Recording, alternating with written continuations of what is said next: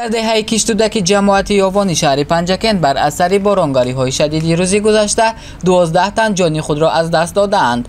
مطرب شاهنظرف افسر کلانی کمیته حالت‌های فوق‌العاده شهر پنجکند در تایید این خبر در صحبت با اسپوتنیک تاجیکستان گفته است میان 12 نفر قربانیان سیل یک زن همراهی 4 کودکش نیز میباشد.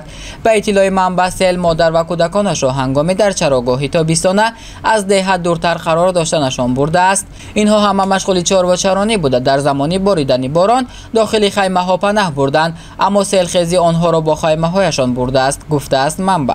نام برده گفت امروز جسد 10 نفر پیدا شده به خاک سپاریده شد، اما جستجوی 2 تن دیگر ادامه دارد. کلی هیئت کمیته حالت‌های فوق‌العاده شهر پنجکند حالا برای دریافت جسدهای 2 تن دیگر و برطرف گردانیدن خرابکاری‌های سیل در جای حادثه قرار دارند، میگوید منبع. در همین حال گفته می شود که جسد فوتیدگان از جمله مادر و فرزندانش به واسطه چرخبال به مزار به دهه آورده شد.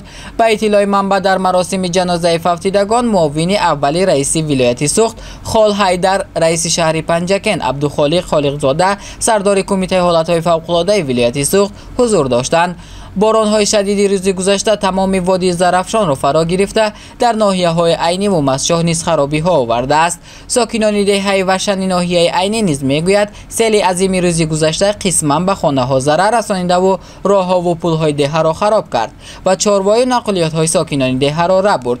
کمیته حالت‌های فوق‌العاده کشور تاکنون رسما حالا در این باره اطلاع نداده است.